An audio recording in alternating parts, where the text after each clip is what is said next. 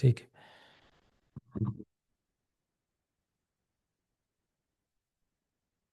So good evening to all. आज हम शुरू करने जा रहे हैं एक important medicine, that is Suvarna पर्पटी।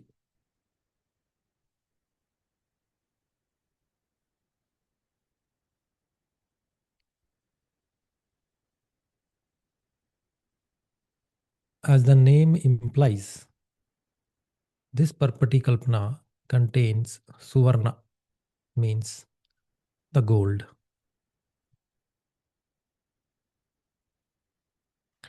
अभी आपको ये मैं बता दूं कि पर्पटी कल्पना दो सेट ऑफ मेडिसिन होती हैं आयुर्वेद की। जैसे कि हमने कषाय कल्पना पढ़ी, हमने घृत कल्पना भी पढ़ेंगे हम, फिर हमने लोक कल्पना पढ़ी, चूर्ण कल्पना है, वटी कल्पना है, रस कल्पना है, तो बड़ी सारी कल्पनाएं हैं, तेल कल्पना है। तो पर्पटी कल्पना बेसिकली एक ऐसी कल्पना है जो कि हम कदली पत्र के ऊपर बनाते हैं ना, कदली पत्र, बनाना लीफ। तो बनाना लीफ के ऊपर ये कल्पना बनी जाती है और इजी टू डाइजेस्ट रहती है ना, सौम्य थोड़ा सा रहता है ये, इजी टू डाइजेस्ट। और खासकर गृहिणी रोगों में जहाँ यहाँ पे क्षय हो रहा होता है। अब रिगार्डिंग दिस सुवर्ण पर्पटी, जैसे कि आप जानते हो कि जो क्षय जो होता है वो हर एक व्याधि का एक लास्ट फेज रहता है ना। क्षय कह लो, डीजनरेशन कह लो, है ना, यक्ष्मा कह लो। तो जब धातु धातु क्षय होना स्टार्ट हो जाए, तो इसका मतलब ये है कि या तो डिजीज बहुत क्रॉनिक हो चुकी है, या एकदम से बहुत जल्दी दोषों धातुओं का क्षय हो गया, मतलब फास्ट, एकदम से कुछ ही पीरियड ऑफ टाइम में धातु क्षय होना स्टार्ट हो गया। अब जो कल्पना हम पढ़ने जा रहे हैं, इसमें एक फलश्रुति आती है कि अगर विरेचन के through, विरेचन जन्यशील,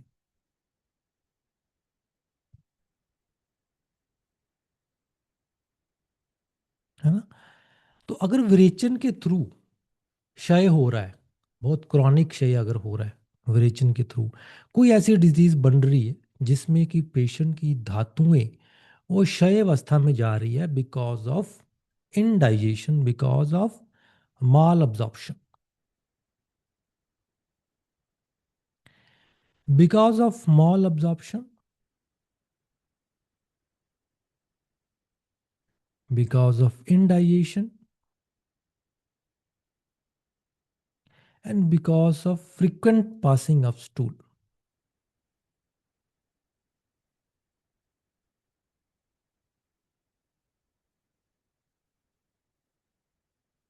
that is diarrhea, ग्रहणी, you can also call ग्रहणी। अब ये पर्पटी कल्पना वैसे तो बताई गई है यक्ष्मा में, है ना, योग रत्नाकर ने ये बताई है यक्ष्मा चिकित्सा में। जो पर्पटी कल्पना का मैं रेफरेंस लेके चल रहा हूँ, जो आपको पढ़ा रहा हूँ, वो दूध पापेश्वर की है ना, योग रत्नाकर, दूध पापेश्वर, एसडीएल, श्री दूध पापेश्वर लिमिटेड एक कंपनी है। जिन लोगों को नहीं पता उनको मैं बता दूं, एक ओल्डेस्ट कंपनी है इंडिया की, श्री दूध पापेश्वर लिमिटेड। और ये वैद्यनाथ भी बनाती है, लेकिन जो रेफरेंस मैं लेके चल रहा हूँ वो आपको इसका बता रहा हूँ। और यक्ष्मा चिकित्सा में बताया गया है।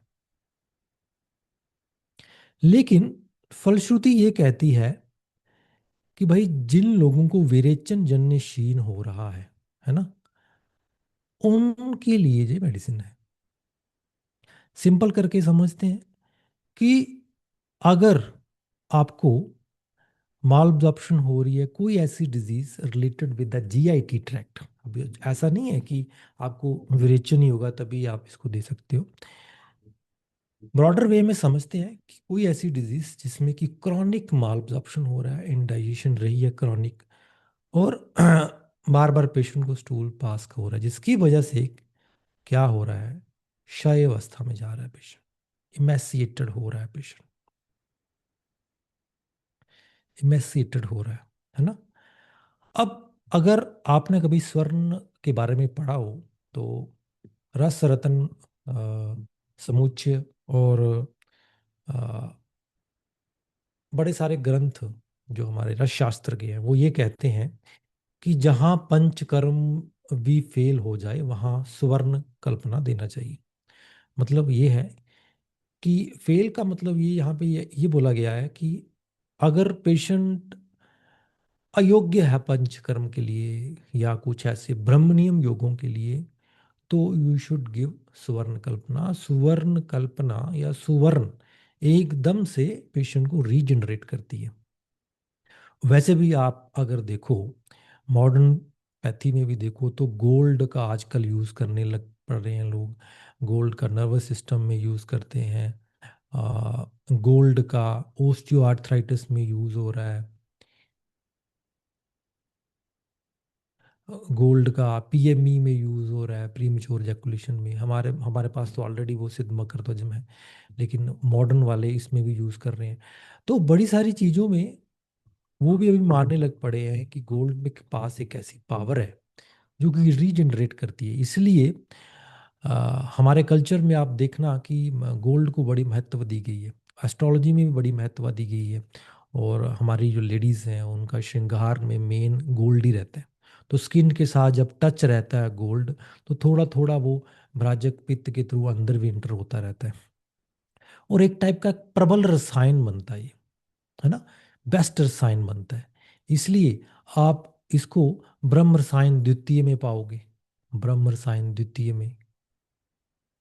और इसकी ऐसी फलश्रुतियाँ हैं कि आप अ, हैरान रह जाओगे।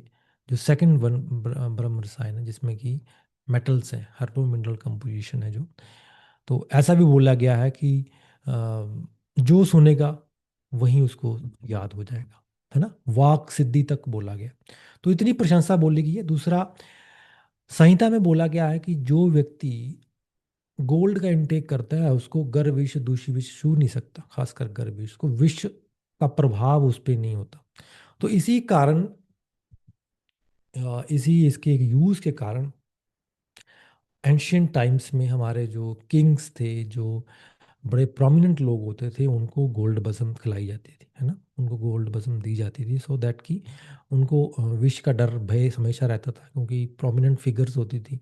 तो उनको बचाने के लिए राजवैद्य हमेशा उनको एडवाइस करते थे कि आप किसी न किसी फॉर्म में गोल्ड लीजिए।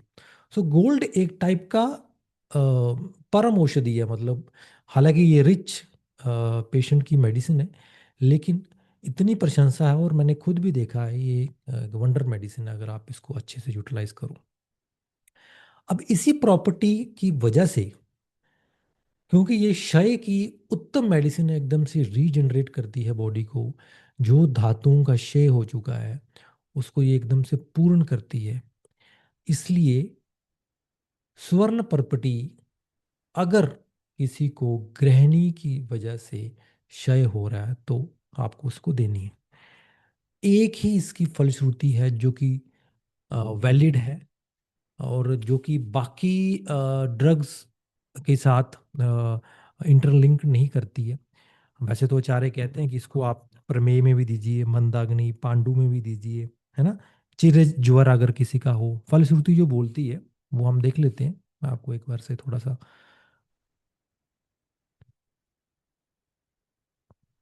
बता देता हूँ सो दैट कि आपको आइडिया हो जाए। पहला तो फलश्रुति ये कहती है कि विरेचन जन्य क्षय।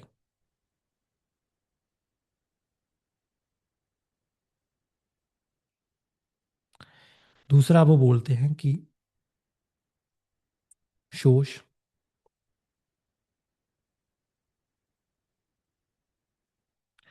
मंदाग्नि, पांडु,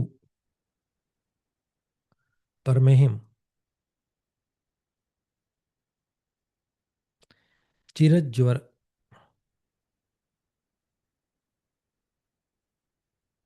और चिरज ग्रहणी। ये योग रत्नाकर जी बोल रहे हैं। अब ये सारी डिजीजेज लिंक्ड है क्षय के साथ। सारी डिजीज लिंक है क्षय के साथ, क्योंकि यक्ष्मा में इसका वर्णन किया जा रहा है। अब क्षय भी बड़े प्रकार का होता है, प्रतिलोम क्षय, अनुलोम क्षय, शुक्रजन्य क्षय, ग्रहणीजन्य क्षय, अर्श की वजह से भी क्षय होता है। फिर वेग संधारण की वजह से भी जब आप अ, वेग आप धारण कर लेते हो, फिर आप भार उठाते हो, तो शतशीन की वजह से भी क्षय होता है। तो अलग अलग क्षय के लिए अलग अलग कल्पनाएं बताई गई हैं। सुवर्ण पर्पटी ओनली कन्फाइंड टू द गृहिणी चिकित्सा ओनली। आप इसको और जगह पे मत ट्राई करिए।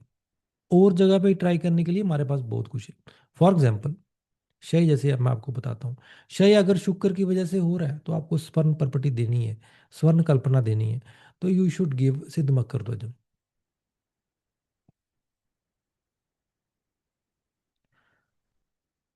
है ना। अगर क्षय शुक्र की वजह से हो रहा है तो सिद्ध मकर ध्वजम देना है आपको। अगर क्षय प्रमेय की वजह से हो रहा है, मधुमेह की वजह से हो रहा है, तो बसंत कुसुमाकर है हमारे पास।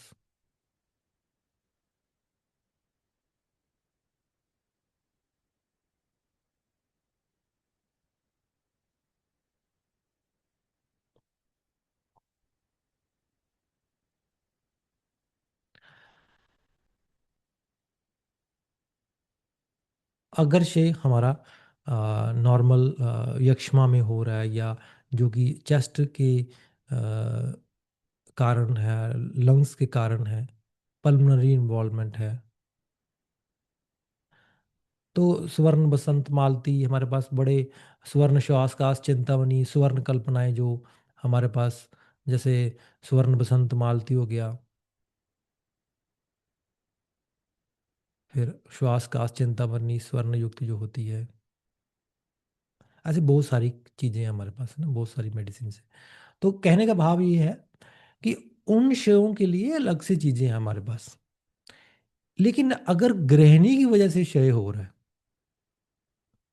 लॉन्ग स्टैंडिंग गृहिणी, लॉन्ग स्टैंडिंग माल अब्जॉर्प्शन की वजह से हो रहा है, then you should think about सुवर्ण पर्पटी।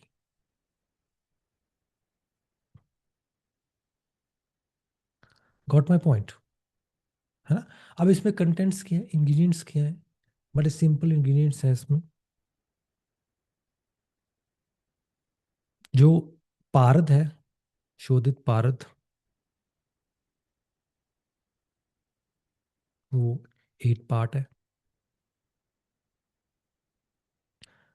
शोधित स्वर्ण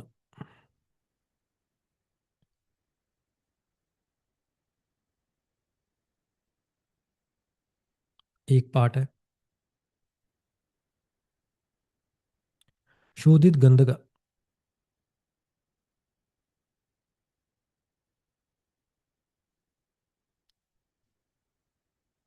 इन दोनों से 8 गुना ज्यादा।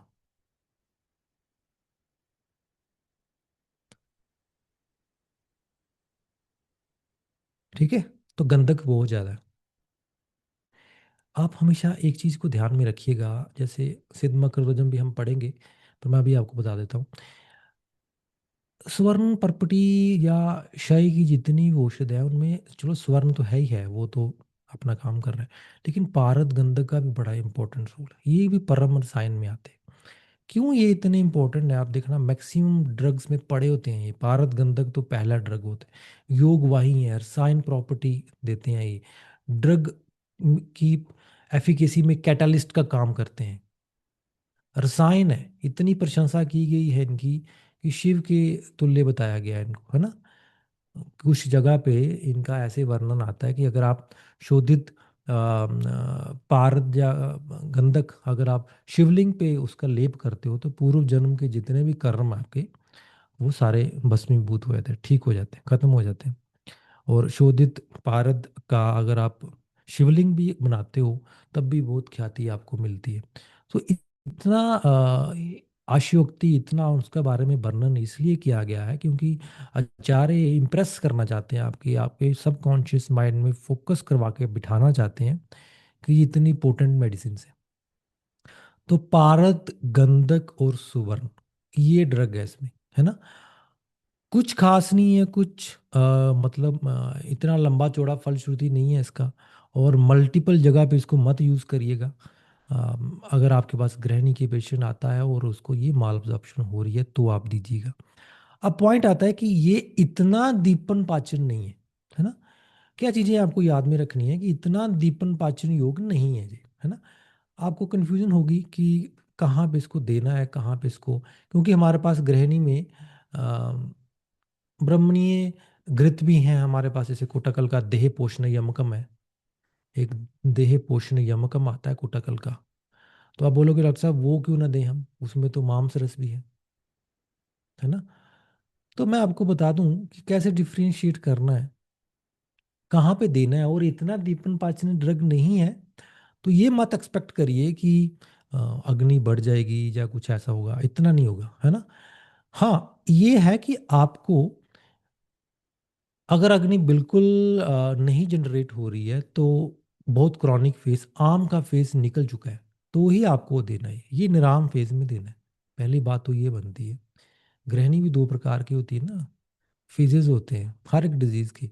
तो एक तो आम फेज, तो क्या मतलब बिल्कुल अक्यूट फेज जब प्रबुद्ध, जिसमें कि मंदाग्नि है, आम के लक्षण आ रहे हैं और अरोचक है, वमन भी हो रहा है, विरेचन भी हो रहा है, तो वो आम फेज हो गया। एक हो गया निराम फेज, मतलब कि अभी आम नहीं है, काफी लंबे समय से हो गया गृहिणी, महीना 2 महीने 3 महीने 4 महीने हो गया। तो अब क्या है कि पेशेंट इमेसिएटेड हो गया, हालांकि डाइजेशन उसकी अभी भी प्रॉपर नहीं है, लेकिन जो प्रबुद्धता है आम की, वो मल में अभी इतनी नहीं देखने को मिल रही। तो क्या करना पड़ेगा आपको, ये डालना पड़ेगा, लेकिन थोड़ा सा दीपन पाचन आपको साथ साथ चलाना पड़ेगा। तो प्रैक्टिकली देखा जाए तो सुवर्ण पर्पटी अकेले इतना अच्छा रिजल्ट नहीं देगी आपको, है ना। सुवर्ण पर्पटी आपको अष्टचूर्ण के साथ इसको देना पड़ेगा। साथ में नहीं देना, एक टाइम आप अष्टचूर्ण भी रखिए, है ना। अष्टचूर्णम, ये आप ऐसा प्रोटोकॉल बनाइए कि ये with first bolus of patient को बोलिए। विद फर्स्ट बोलस मतलब ग्रास के अंदर डाल के, 3 से 6 ग्राम, 3 ग्राम सफिशिएंट रहता है। ग्रास के अंदर डाल के फर्स्ट बोलस के साथ पेशेंट को लेने को बोलिए, प्लस सुवर्ण परपटी। सुवर्ण परपटी खाली पेट ही दीजिए पेशेंट को। डोज इसकी जो है वो हाफ रत्ती से लेके 1 रत्ती तक। हाफ रत्ती मतलब रत्ती होती है 125 mg। तो आप मान के चलिए कि 61 या 62 63 के करीब ये हाफ हाफ रत्ती लेके चलिए, है ना। अग्नि के हिसाब से, अग्नि अग्नि बहुत पूरा है तो इतनी डोज रखिए। अगर अग्नि थोड़ी सी ठीक है तो ये डोज रखिए। अगर अग्नि बड़ी ही कम है तो 3 ग्राम से भी कम कर सकते हो आप अष्टचूर्ण की। अगर अग्नि ठीक है तो 5 ग्राम तक भी लेके जा सकते हो, है ना। ये युक्ति के ऊपर, मैं आपके ऊपर छोड़ता हूँ ये सारी चीज़ें। तो ये स्वर्ण पर्पटी जो है, अभी आपको ये चीज़ें क्लियर होनी चाहिए। सिंपल चीज़ है, कोई इसमें मैं देखता हूँ कि वैद्य बड़ा इसमें कॉम्प्लिकेट रहते हैं कि स्वर्ण पर्पटी क्या है, पंचामृत पर्पटी क्या है। वो सारी पर्पटी हम पढ़ेंगे। मैं आपको ये बताता चलूँ कि इसको ज़्यादा नहीं उलझाना, हर जगह नहीं देना इसको कि आप अब इसको शुक्र शय में उसमें भी दे रहे हो, वैसा नहीं। अगर आपको ये चीज़ मिल रही है कि भाई गृहिणी के रिलेटेड सिम्टम मिल रहे हैं, क्रॉनिक गृहिणी के रिलेटेड, तो हाँ ये हो सकता है कि मधुमेह वाले को भी अगर ग्रहणी हो रही है तो आप दे सकते हैं इसको, आप बसंत कुसुमाकर जगह इसको दे सकते हैं। लेकिन जो एक कार्डिनल इंडिकेशन होनी चाहिए इस डिजीज के, इस कल्पना के लिए, वो है गृहिणी, क्रॉनिक गृहिणी।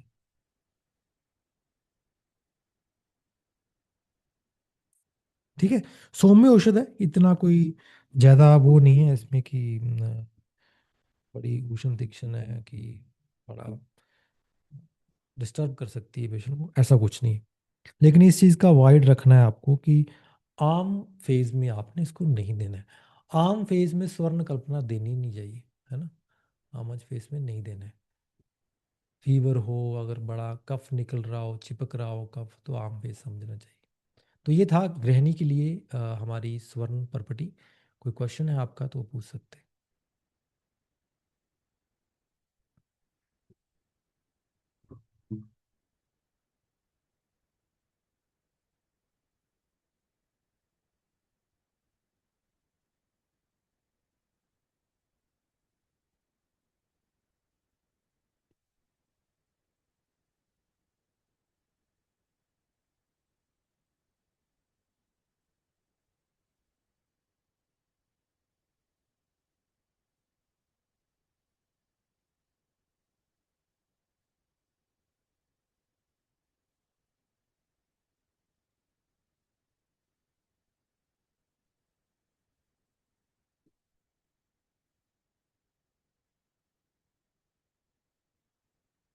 देखिए, अगर आपको लगता है कि शुक्र शय के बाद ग्रहणी भी हो रही है ना, तो आप दीजिए, उसमें कोई इशू नहीं है ना, वो आप दीजिए।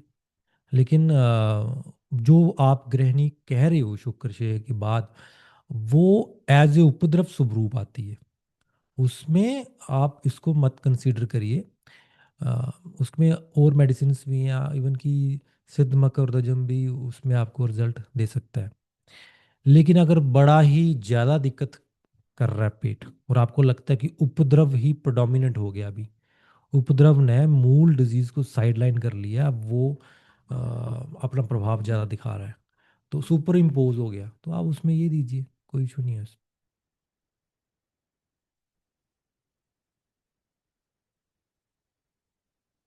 सो सिद्ध मकरध्वज उत्तेजक योग है, उत्तेजक योग है, और एकदम से शुक्र को बढ़ाता है, एकदम से पेशेंट को खड़ा करता है ना, एकदम से उसको उसके अंदर जान फूंकता है। तो उसके हिसाब से आपको ये देखना पड़ेगा। और गृहिणी वाले पेशेंट, क्या होता है कि अगर उनको शुक्र को धारण करने का स्ट्रेंथ नहीं है, तो कई बार वो दिक्कत भी क्रिएट हो जाती है कि वो इमीडिएटली आपने सिद्ध मकरदजम दिया और वो सेक्सुअल एक्टिविटी में इंडल्ज हो जाएगा। तो उसको भी ध्यान में रख के चलना है आपको कि पेशेंट का स्टेमिना कितना है, उसका बल कितना है, स्ट्रेंथ कितनी है। हाँ, लुकोरिया में भी दे सकते हैं, दे सकते हैं, कोई डिजीज़ में भी दे सकते हैं उसमें। मैंने आपको पढ़ाया था जो अ, हमारी लोक कल्पना थी, जो अभी हम पीछे पढ़ के आए हैं, वो भी दे सकते हैं, ये भी दे सकते हैं, कोई इशू नहीं उसमें। लिकोरिया में बेसिकली मैं आपको एक मेडिसिन बता देता हूँ, वो शतावरी गुलम प्रद्रांतक, यस। लिकोरिया में अगर डीजनरेशन हो रही है ना, बड़ी वीकनेस हो रही है ना, क्योंकि एक्चुअली औषध प्रभाव क्रम से चलती है, तो बेस्ट मेडिसिन जो है वो शतावरी गुलम है, शतावरी गुलम। फिर शतावरी अधिघृतम,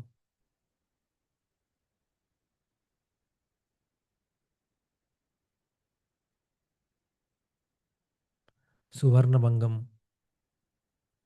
तो इनको ट्राई करिए, है ना, इनको ट्राई करिए, आपको अच्छा रिजल्ट मिलेगा। नहीं, अगर ये नहीं बात बन रही है, तो यू कैन थिंक अबाउट सिद्ध मकरवजन, लेकिन सिद्ध मकरवजन बहुत लास्ट में रखिएगा, इन्हीं से बात बन जाती है, क्योंकि ये औषधि क्या है, ये मूल डिजीज को भी ठीक करती है, लिकोरिया को भी रिजल्ट देंगी, उसमें भी रिजल्ट देंगी आपको।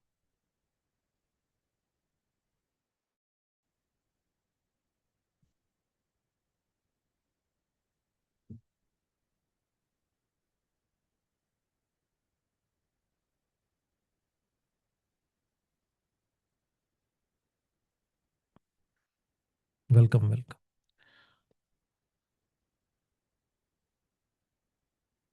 कोई और क्वेश्चन किसी का?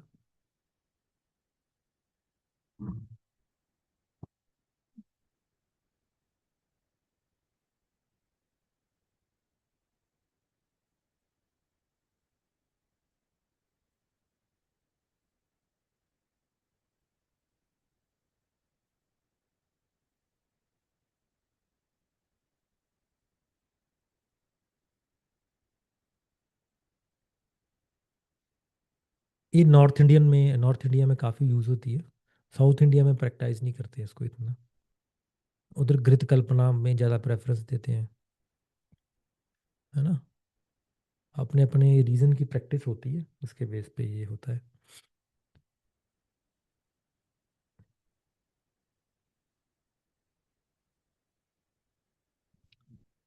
Last call, any question?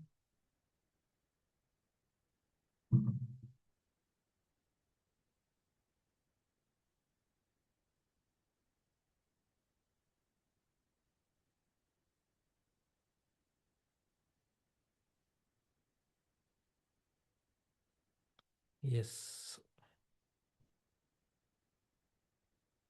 Yes doctor Ravi, allowed to talk.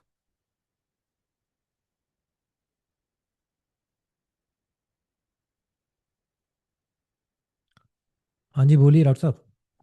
हाँ, good evening sir. Good evening.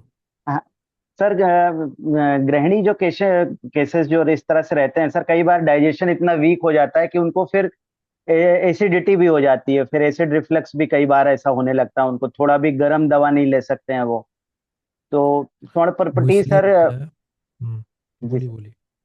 तो सर जैसे उसमें अष्टचूड़ दे रहे हैं या स्वर्ण पर्पटी भी जा रही है, थोड़ा भी उष्ण अगर होता है तो फिर उनको एसिडिटी बढ़ जाती है, तो ऐसे केसेस में क्या करें सर? देखिए वो इसलिए होता है, शुक्त पाक होना स्टार्ट हो जाता है।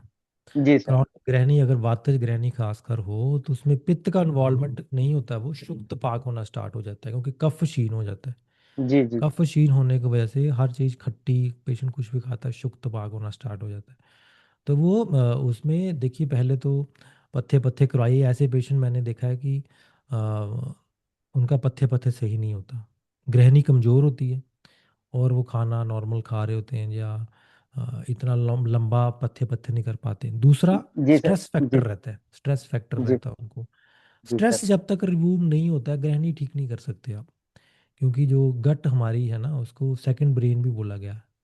तो जब तक वो फैक्टर रहेगा, जब तक वो चिंतन, डिप्रेशन में या गट गिल्ट फीलिंग में रहेगा, तब तक ग्रहणी ठीक नहीं हो सकती पूरी तरह से विद मेडिसिन। तो निदान को निकालिए, निदान को निकालिए कि क्या पेशेंट स्ट्रेस फ्री हो रहा है कि नहीं हो रहा, डिस्ट्रेस हो रहा है कि नहीं हो रहा। होते हैं सर ऐसे पेशेंट जरूर, मतलब बिल्कुल। उनका माइंड पूरा गट में ही रहता है हमेशा। गट में रहता है तभी ग्रहणी बनती है उनको, नहीं तो ऐसे जी ग्रहणी जी। बनती नहीं है। जी सर, हर तो समय वो अपने पेट के ही बारे में सोचते रहते हैं, फिर वो फिर कि कुछ भी खाएंगे और डर डर के खाते हाँ, हैं। कुछ भी खाएंगे और वो सोचेंगे पच रहा कि नहीं पच रहा, कौन सी अवस्था में है, पच्यमान अवस्था है, पक्व अवस्था में जा रहा है। फिर खट्टा डकार नहीं डकार आ रहे हैं तो वो खुद डकार लेगा वो पेशेंट। अगर जी उसको जी। उद्गार नहीं ना आएगा तो वो चेक करेगा उद्गार ले लेके। तो कुछ केसेस में मैंने देखा है कि जो रिफ्लेक्स की आप बात कर रहे हो ना, पेशेंट वो जानबूझ के बना लेता है, कि मतलब वो चेक करता रहता है कि क्या मुझे मेरा हाजमा सही से चल रहा है कि नहीं चल रहा, खट्टे डकार तो नहीं आ रहे। जी तो वो एक साइकोलॉजिकली डिजीज है थोड़ा सा, मुझे उस लगता है कि उस पे आप थोड़ा सा साइकोलॉजिकली वर्क करें। और क्या देना मेडिसिन चाहिए सर ऐसे केसेस में सर? की मानस मित्र बड़कम अच्छा रहता है। जी। तक्कर जी। धारा, तक्कर धारा का भी रोल है। मेडिटेशन इंक्लूड करवाइए, थोड़ा सा काउंसलिंग करिए, और ब्रीदिंग एक्सरसाइज, चंद्र भेदी प्राणायाम वगैरह। जी। जी सर। डिफरेंट डिफरेंट टेक्निक्स है, हर पेशेंट के हिसाब से वो किस टाइप का थॉट लेके आ रहा है आपके पास, उसका क्या जी। कारण है। जी। क्योंकि मेडिसिन और मेडिटेशन की बड़ी रेमेडीज है, लगभग जी हजार सर। 2000 के करीब तो गोरखनाथ ने बताई है। तो इतनी रेमेडीज, इतनी तरीके इसलिए हैं क्योंकि हर बंदा अलग है, यूनिक है, और उसकी जी कंप्लेन। सर। तो जी। उसके हिसाब से कुछ ना कुछ आप रेमेडीज बताइए। एस्ट्रोलॉजिकल रेमेडीज भी आप बता सकते हैं अगर आपको चार्ट देखने आता है तो। डिफरेंट डिफरेंट तरीके हैं। और क्योंकि ग्रहणी जो है कर्मज डिजीज है, तो कर्मज जी डिजीज सर। इतनी आसानी से जाती नहीं है, और कुछ लोगों की दशा चल रही होती है ग्रहों की। अगर जी कोई सर, आपने डिजीज, बताया था रक्तज इन्वॉल्वमेंट भी रहता है सर इसमें। हाँ, अगर कोई डिजीज क्रॉनिकली ठीक नहीं हो रही है तो चार्ट देखना चाहिए, उसका दशा रन कर रही होती है कई बार, है ना। दशा रन कर रही होती है, जैसे सैटर्न की दशा जो होती है, सैटर्न की दशा बड़ी लंबी चलती है, 10 12 18 साल तक भी चलती है, जो जी मतलब सर। प्रभावी रहती है। तो देखना पड़ेगा कि सैटर्न अगर उसके फिफ्थ हाउस पे तो नहीं गड़बड़ कर रहा, फिफ्थ हाउस को तो नहीं देख रहा, जैसे फिफ्थ हाउस में भी नहीं बैठा। तो मैंने देखा है कि अगर सैटर्न फर्स्ट हाउस में हो या फिफ्थ हाउस पे उसकी दृष्टि पड़ रही हो, तो भी स्टमक बड़ा डिस्टर्ब रहता है, बड़ा अपसेट रहता है। आप जो मर्जी कर लो, पेशेंट कॉन्स्टिपेशन ग्रहणी से पीड़ित रहेगा, दुखी रहेगा। तो उस कंडीशन में सैटर्न की कुछ रेमेडीज, जैसे सैटरडे वाले दिन आप बोलिए कि हम्म। टॉयलेट क्लीन करिए पेशेंट को। टॉयलेट क्लीन करवाने से जो सैटर्न के इन्फ्लुएंस लोग हैं, बड़ा अच्छा रिजल्ट आता है उनको, खासकर गृहिणी के केसेस में। फिर आप कुछ रेमेडीज बोलिए कि काऊ के पास पास रहिए ज़्यादा, गाय के जी सर। पास। तो गाय की सेवा करने से भी गृहिणी के बड़े अच्छे पेशेंट्स उनमें रिजल्ट आता है, खासकर आईबीएस वाले पेशेंट। तो गौ जी। सेवा या कुछ टाइम स्पेंड करने के लिए उनको बोलिए। तो मल्टीपल अप्रोचेस हैं जो थ्रू मेडिसिन अगर आप देखें तो मेडिसिन तभी रिजल्ट देती है जब आप मल्टीपल एंगल से डिजीज को, निदान को तोड़ते हो। जी सर। तो इसमें जैसे शुक्त पाक होता है, तो कोशिश करिए अष्ट चूर्ण को घृत कल्पना के साथ, घृत के साथ दीजिए, घृत के सर। साथ मिक्स करके पहले ग्रास के साथ दीजिए। ऐसे ही अगर आप औषध दे दोगे ना बिना घृत के, तो वो इतना कफशीन हो चुका होता है कि वो थोड़ी सी भी तीक्ष्ण औषध इरिटेशन कर देती है और वो शुक्ति स्टार्ट हो जाती है। आपको लगता है कि एसिडिटी हो रही है पेशेंट को, आपको लगता है पित्त बढ़ गया, वो बेसिकली जी पित्त। सर, अभी आपने बताया ना तो बिल्कुल ध्यान में आ रहा है सर, वो कफ छीन अवस्था है वो। और हाँ बार वो बार मेरे दिन मैं उसको हमेशा कंफ्यूज हो जाता हूँ सर एसिडिटी से, वो क्योंकि उनको जी, बर्निंग नहीं होती है, वो बस बोलते हैं कि हमने खाया और मुझे खट्टा पानी आने लगा, और वो एसिडिटी से कंफ्यूज हो जाता है। बिल्कुल वो अब पित्त जी डिजीज नहीं होती है, वो कफशीन की अवस्था होती है। जी सर। और उसमें बस आपको ये करना है कि जो भी मेडिसिन आप दे रहे हो, या तो भोजन के साथ दो पेशेंट को, और भोजन के साथ भी थोड़ा सा घृत कल्पना लगा के दो, और जी सर। दूसरे मीन्स के थ्रू अग्नि को प्रज्वलित करने की कोशिश करो। अ, बिल्कुल भी मेडिसिन पे फोकस मत रहो, क्योंकि वैद्य क्या करते हैं कि और ज़्यादा मेडिसिन डाल देते हैं, और स्ट्रॉन्ग मेडिसिन डाल देते हैं, पित्त की भी शामक डाल देते हैं, कफ की भी डाल देते हैं, है ना, तो उससे चीज़ें और कॉम्प्लिकेट हो जाती है ना। जी सर। डिजीजेस अकेली सिर्फ औषध से ठीक नहीं होती, मल्टीपल अप्रोच है, युक्ति व्यापक चिकित्सा भी है, भेषज अभेषज भी बताई है हमारे आचार्यों ने। अगर ऐसा होता तो वो अभेषज चिकित्सा क्यों बताते, देह जी सर। व्यापक चिकित्सा क्यों बताते, है ना। जी तो वो इसलिए बताई गई है, युक्ति व्यापक में भी तो सिर्फ एक ही पार्ट है औषध का। बाकी देखो कितनी चिकित्साएं ऐसी बताई हैं जिनमें कि मेडिसिन का कोई रोल ही नहीं है। तो उस तरीके से आपको थोड़ा सा मैनेज करना पड़ेगा इन पेशेंट्स को। जी सर। सर ठीक है। ये रक्तज इन्वॉल्वमेंट जो होता है सर, क्या इस पे कोई औषधि भी थोड़ा सा दे सकते हैं कि थोड़ा बहुत वो मदद करे, देखो द्रव्य जो में अगर रक्त हो? रक्त जो इन्वॉल्वमेंट इसमें होती है वो इसलिए होती है कि प्लैनेट्स जो होते हैं वो थ्रू रक्त के ही अ, अ, काम करते इफेक्ट उसी हैं। पे होता है जी सर, हाँ, उन्हीं रक्त के हिसाब से। निकालते हैं बाहर। तो ऐसे केसेस में हम विरेचन तो बेस्ट रहता है रक्त के लिए। पर विरेचन अगर नहीं दे पाते हो तो रेमेडीज होती हैं, जैसे मंगलवार वाले दिन, ट्यूसडे वाले दिन आप कुछ गुड़ के पदार्थ डोनेट करवाइए, गुड़ रेवड़ी जैसे, है ना, जी। वो डोनेट करवाइए। अ, किसी वो देवी की पूजा, हनुमान। चांदी वाला भी सर आपने बताया था कल, वो हाँ, चांदी। चांदी जी। का इक्वल वेट का कड़ा पेशेंट 50, को। Greater than 50 grams. हाँ, वो अगर जी। पेशेंट को पहनवाइए मंडे वाले दिन। तो इस तरीके से थोड़ी थोड़ी रेमेडी है। एक चीज और है, चंद्र भेदी प्राणायाम बड़ा अच्छा रिजल्ट देता है ना। जी सर। चंद्र भेदी प्राणायाम, जी सर। ये आप सर्च कर लीजिए अगर नहीं पता आपको, चंद्र भेदी प्राणायाम। नहीं जाना है सर, वो लेफ्ट नॉस्ट्रिल से रक्त, सर ब्रीदिंग हाँ, लेना और छोड़ना। चंद्र भेदी प्राणायाम हो गया। फिर दूसरा प्राणायाम एक और है, भ्रामरी। शीतली है, शीतली शीतकारी भी है सर इसमें हाँ, शायद। भ्रामरी प्राणायाम का भी अच्छा भ्रामरी प्राणायाम जी। थोड़ा सा सबकॉन्शियस पे भी काम करता है।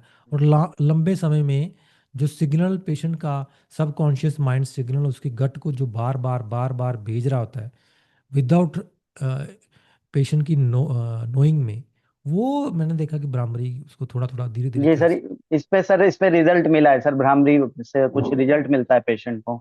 हाँ हाँ हाँ हाँ हाँ।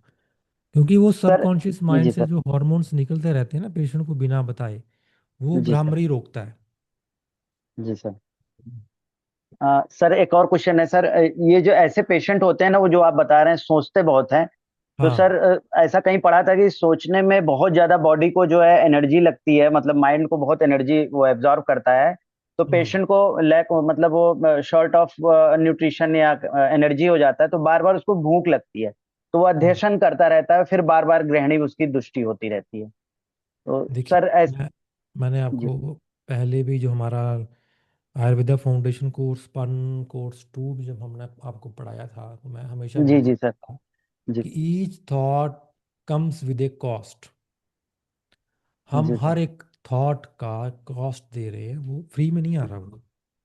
वो हमारे जी। शरीर में कुछ ना कुछ डिस्टरबेंस कर रहा है और हमारी एनर्जी ड्रेन कर रहा है। Thoughts are the parasites. जी सर। वो ऐसे नहीं, हम सोचते हैं कि ऐसे सोचता रहते हैं सारा दिन चलता रहता है, नहीं, वो हमें ड्रेन करते हैं, दे आर द पैरासाइट्स। और हार्वर्ड यूनिवर्सिटी में एक रिसर्च हुई थी कि आधा घंटे का थॉट प्रोसेस इतना एनर्जी ड्रेन कर देता है जितना आप 2 घंटे कुल्हाड़ी मार के आओ। जी जैसे सर, आपने ही कहते बताया हैं, था जी सर। हाँ। और कुल्हाड़ी मारने से आपका वेट अच्छा होगा, आपकी हेल्थ बनेगी, लेकिन थॉट आपको ड्रेन करेगा। वो कोई जी सर। मसल नहीं बनाता, उल्टा वो ब्रेन का ही मसल डेवलप करता है जो थॉट और लेके आता है। तो thoughts are just like chain reaction, जैसे न्यूक्लियर चेन रिएक्शन होती है ना। एक थॉट मल्टीपल थॉट्स को जन्म देता है। फिर वो मल्टीपल थॉट और मल्टीपल थॉट्स को जन्म देते हैं।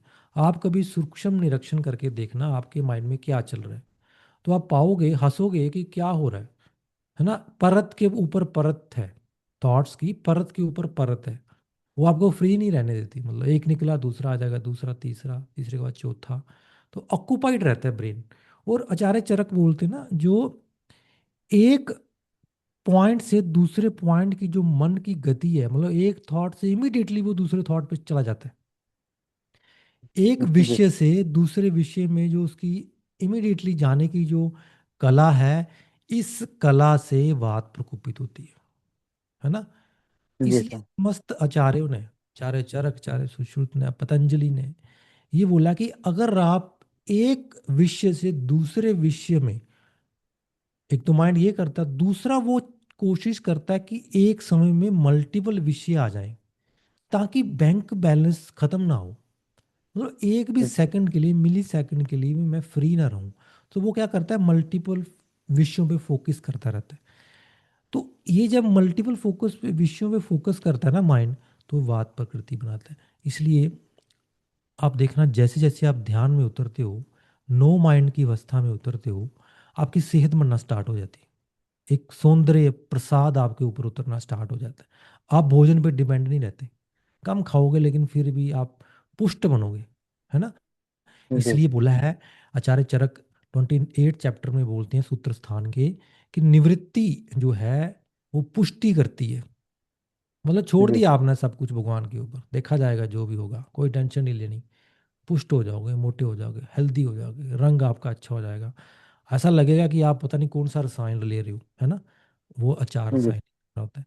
सो थॉट्स जैसे ही आप छोड़ते हो, तो प्रकृति अपना हाथ चलाना शुरू कर देती है, हील करना स्टार्ट कर देती है आपको। कुछ भी बाहर से लेने की जरूरत नहीं पड़ती।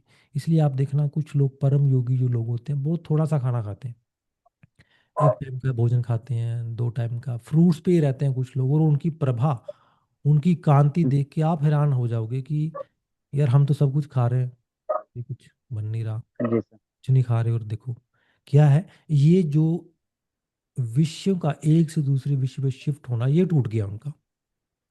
जी वो सोचेंगे, ऐसा नहीं सोच उनमें भी आएगी, लेकिन वो एक थॉट एक समय में लेंगे, और थॉट का निरीक्षण करेंगे कि क्या ये थॉट जरूरी है कि नहीं है, इसके क्या कॉन्सिक्वेंसेस हैं, और ये थॉट कहाँ से आया, क्या जरूरी है मुझे इसका प्रोसेस करना, है ना। जैसे हम भोजन के जी बारे में सोचते हैं ना, कि भोजन कौन सा खाएं कौन सा नहीं, लेकिन थॉट के बारे में नहीं सोचते।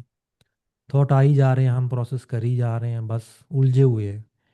लेकिन जिस दिन आप कमांड ले लेते हो, जिस दिन आप कहते हो कि नहीं यार बहुत हो गया, अब मैं राजा हूँ, तुझे मेरे अंडर काम करना पड़ेगा, माइंड को जब आप कमांड देते हो ना, तो थोड़ा सा जी वो चिपटाता है, वो बिखलता है, क्योंकि इतने जन्मों की आदत है। लेकिन इसी को तप बोला गया, इसी को साधना बोला गया है।